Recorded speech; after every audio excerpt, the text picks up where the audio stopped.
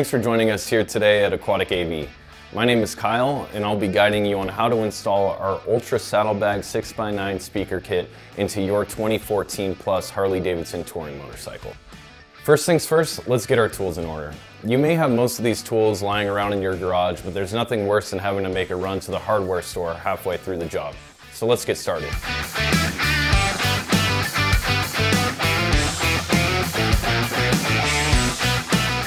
Next, we'll move on to the disassembly of the motorcycle. First, we're going to disassemble that front fairing here.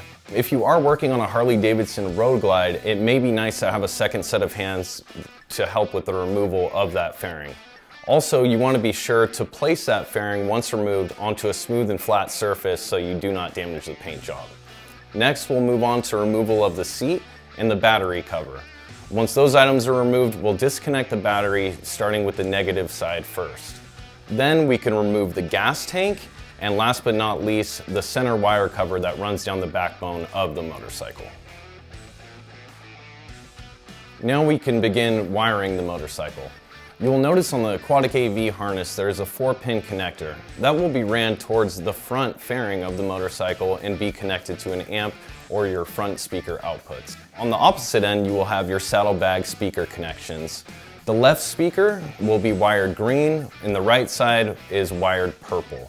Once we have that wiring in place, we could go ahead and reattach that wiring cover over the wiring, and we can move on to disassembly of the saddlebags. Now we'll remove the saddlebags from the motorcycle itself.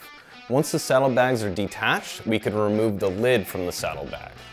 Once the lid is separated, we will cover the top end side of that lid with masking tape to prevent any damage when cutting of the lid. Once everything's taped up, we will attach our template to the lid using the 4 long black screws that are included with our kit into the 2 center holes of the template.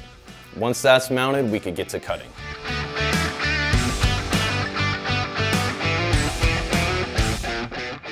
Now that the lid is taped off and the template is secure on the saddlebag lid, we could get to cutting.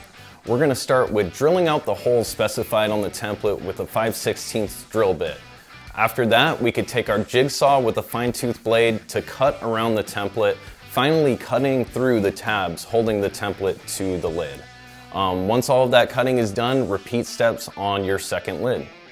Now that our lids are cut, it's time to install the grill and the mounting plate, which will hold your 6x9 speaker to the lid. What we'll do here is we'll take the saddlebag lid and flip that upside down with the grill on the bottom half. Next, we'll get the mounting plate and sandwich the lid in between the grill and the mounting plate.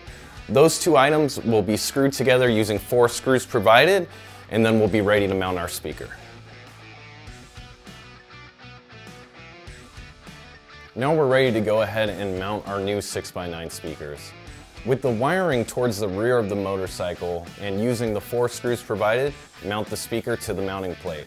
You want to be conscious of the fact that the wiring is heading towards the rear of the motorcycle, as this will allow proper wiring inside of the saddlebag to the hole that we will cut. For our next step, we're going to cut and wire the saddlebag for our speakers. The first step is to lay that saddlebag down on a flat and sturdy surface.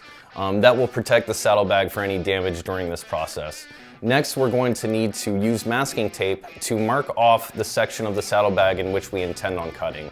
From there, we're going to mark an intersecting point, which is 1.5 inches from the front of the saddlebag and 1.75 inches from the bottom of the saddlebag.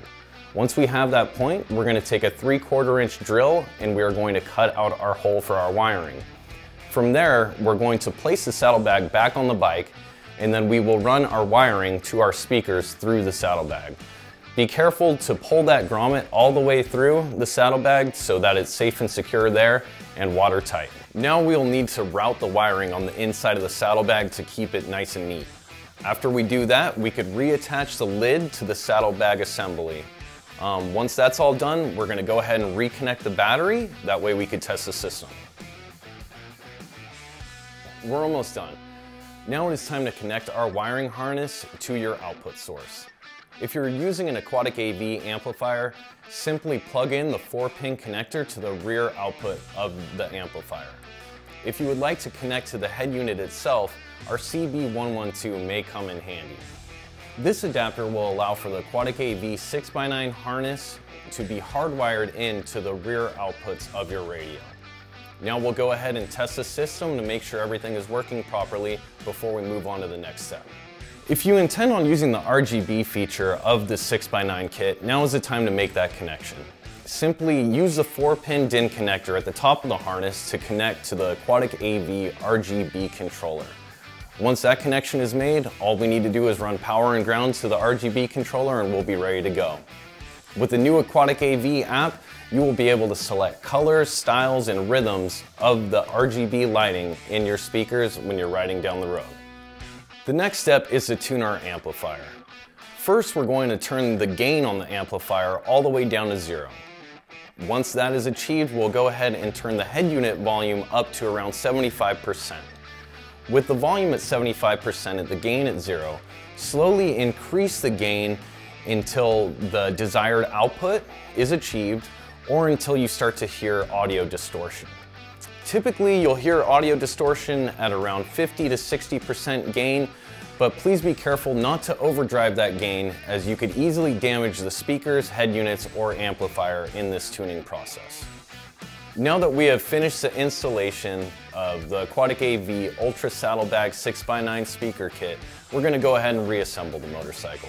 We'll start with putting the battery cover back on the battery, reattaching the gas tank and fixing that to the bike.